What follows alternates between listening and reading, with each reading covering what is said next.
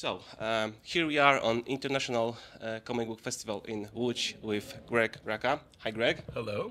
How are you? I'm doing very well, thank you.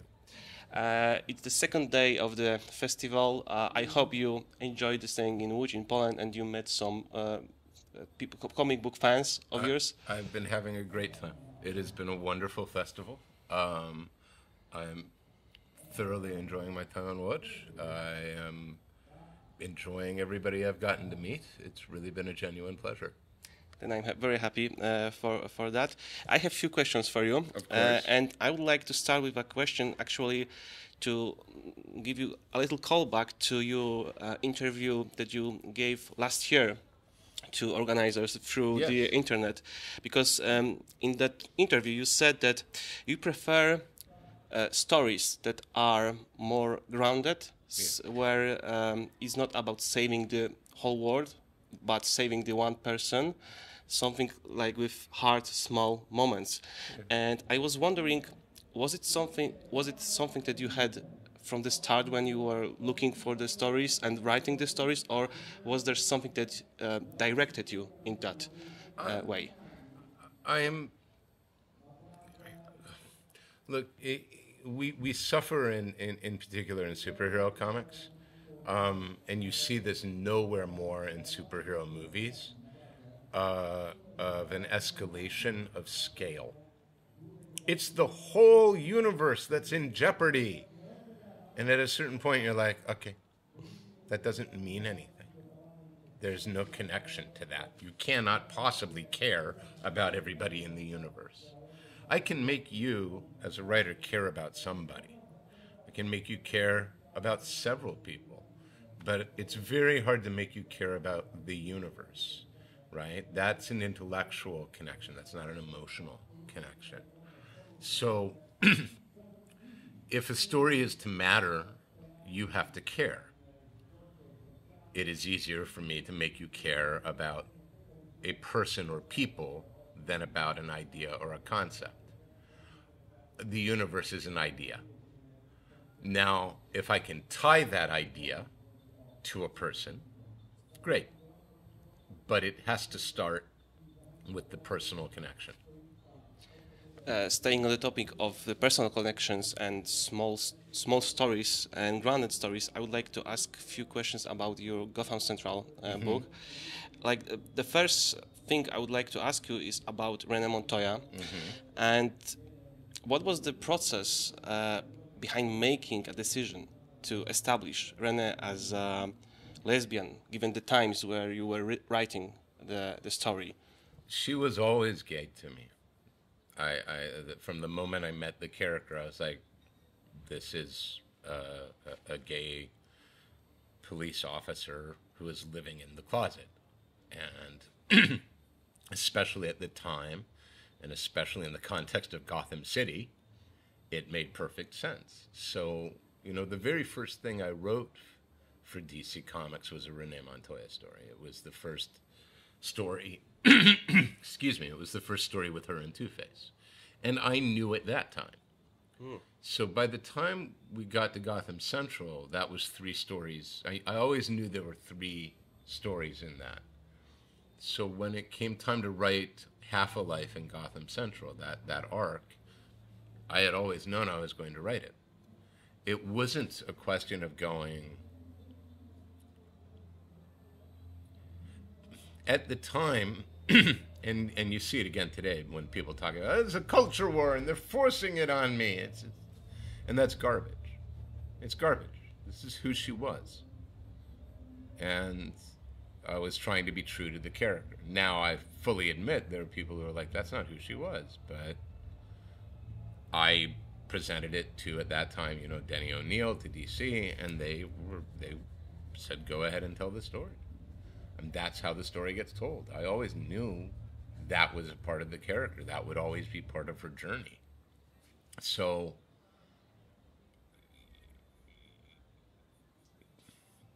and I've been talking about this a lot this weekend, but for me as a writer, one has to be honest with your characters.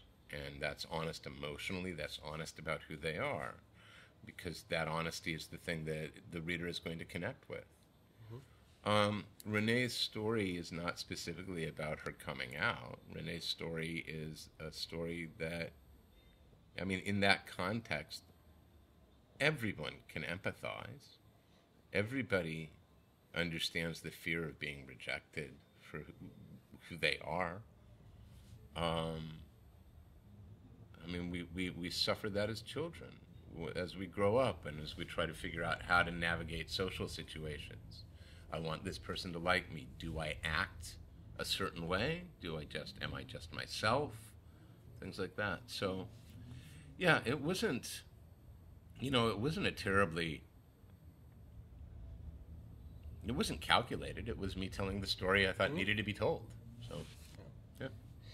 I don't know if the second question I would like to ask about Gotham Central is a bit tricky, but do you think that writing a book about police in Gotham would be a very different experience in current times? Like, Absolutely. Yeah, like would you pitch that story about policemen with every breaker today? I think today we could, because one of the things that is going on in Gotham Central is that Gotham, there are certain things you accept when you go to Gotham. Yeah. Okay? You accept Batman, right? And that means you accept there is a need for Batman. And part of that need is that this police force is a failure. They are corrupt. They are violent. They are untrustworthy. They have been bought and paid for by the rich and the powerful. And then within it, you have a handful of cops who are doing the best they can because they believe in what they're trying to do, right? And that comes from Gordon on down. So you could tell that story still. I think it becomes sharper if we were to write it in 2022, 2023. It becomes much sharper about that corruption in the force and how difficult it is for people like Marcus and Crispus and Renee and Rami to try to do a job they believe has a merit, given all the pressures and the conflicts. I think, should we write it today, it would be much more racially charged, because I think that part of the power of the book was that we were, again, it's that word, we were honest. Yeah. We were honest with this setting. We were like, Gotham Central is about how much it sucks to be a good cop in Gotham. That's what the series is about. Half the time you're going up against lunatics that you have no ability to deal with, and the other half of the time, here's Batman solving the problem for you and creating more problems when he does so. During your career in DC Comics, you worked on many events, crossovers like No Man's Land, Bruce Wayne, Fugitive, etc. How do you tackle such big endeavor to write such big, to be part of such big crossovers, like in terms of working with another writer's editorial? Well, it sounds like a hell. No, it actually wasn't back then. I don't know what it's like now. We're talking about, it's 2022. I was writing for DC as of 1999. I wrote for them consistently until 2009. I didn't work for them for 5 years, and I came back for a few more. And at that time, like in those first 10 years, when there was an event, it was exciting. And it was something that we all worked together on, right? The writers and the artists and the editors, and we would talk and share the ideas and culminating really in 52, right? In the series 52, it was incredibly exciting. It was always challenging. It was very rarely easy. but that's not the same as miserable, right? I mean, and one of the things I love about comics is that they are a collaborative media. I don't draw. A comic doesn't exist unless I am collaborating with Michael Lark or Nicholas Scott or Leandro Fernandez, right? I have to be working with others. And in a good collaboration, the result is more than I could do by myself. You get something greater. And that's always exciting. That's always good. I was also wondering, the early 2000s when we were doing such big crossovers, how do you, did you like have meetings, everyone in one place, or was it by phone? Or yeah, we used to. So, for instance, for No Man's Land, I think twice that year we all got together in New York and we spent like 3 days in a conference room and would discuss and take notes and figure out what we were doing. That was the same for 52. Mm-hmm. Did the same process. And it was a good way to work. And then throughout 52, we had phone calls every week. Mm. Like we would get together and then, you know, every week we would have a phone call about, okay, where are we? What's going on? Who needs to do what this week? So, you know, for these to work, they require communication. When they worked well, the communication was a two-way street. Everybody was talking. When they don't work well, editorial is telling you what to do. And that's no fun because nobody likes being ordered around, especially in a creative endeavor. So, yeah. I don't know if you can tell us anything right now about that, but some time ago it was announced that you are writing for a Batman Caped Crusader animated series. uh-huh. How it actually happened? It actually wasn't announced. What happened was Ed yes. absolutely...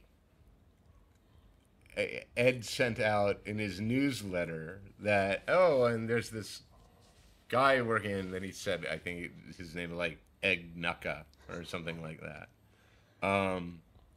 Yeah, I've written it.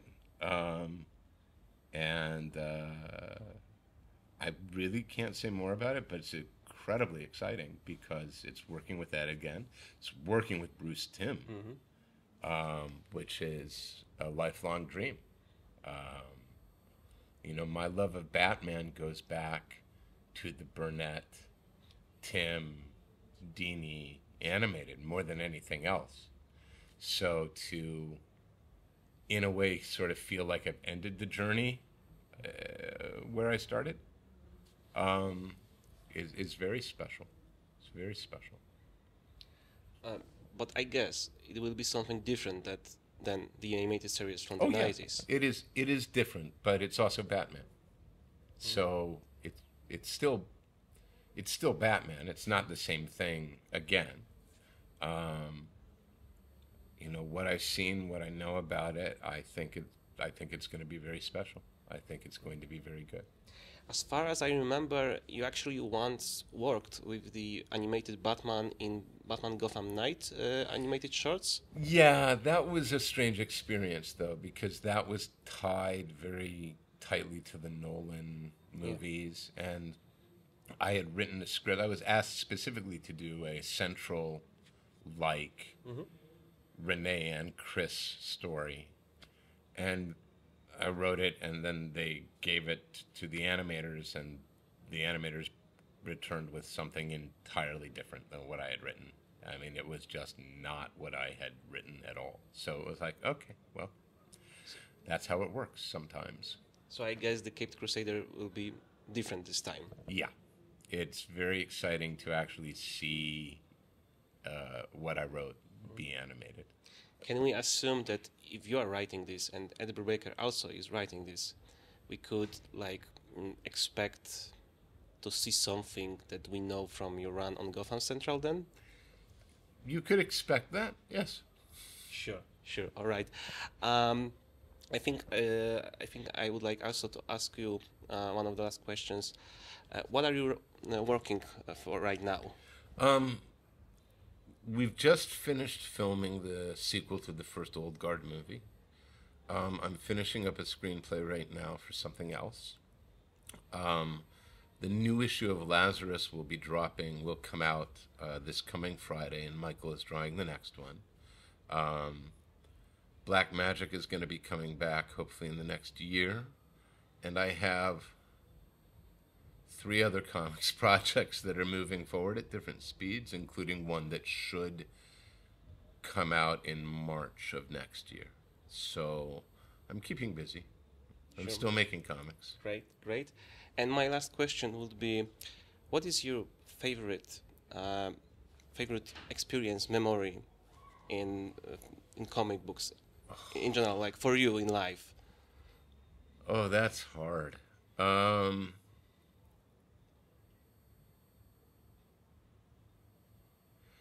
You know, there are certain moments that happen in almost every show I do where, and even now, right, almost 20 years after some of these books were published, people will stand in line and they will come and they'll ask me to sign a book for them. And sometimes it'll be the Batwoman run with JH, sometimes it'll be Gotham Central, sometimes it will be something else entirely. But they will say, this is special to me. I found this when I needed it. I saw myself in this book, and I had never seen myself in a book before. And that means the world to me.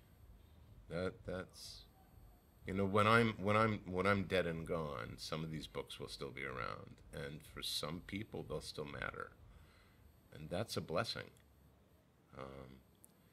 You know, I live in Portland, Oregon, right? And we're coming out of this pandemic. I haven't really been anywhere in almost 3 years. I'm at a festival in Poland, and I am meeting people who are putting copies of Wonder Woman in front of me saying, I love your Wonder Woman run. Think about that. I mean, how magical is that? That's something that I try very hard to never take for granted. I try very hard to always remember how fortunate I am to have been able to do this. So. Thank you very much, and it's been my pleasure. Let's hope for many, many books from you in the future that will touch other people like... Let's hope. Yeah. Thank you very much. Thank you.